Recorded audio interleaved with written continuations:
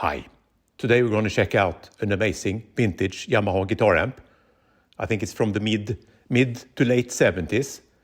It's called 25-1112 and I think it's the same model as the J-25.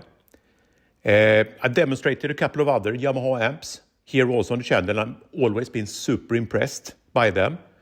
I think when I look for information online for these amps, I don't think they get the attention that they deserve. I think they're just amazing.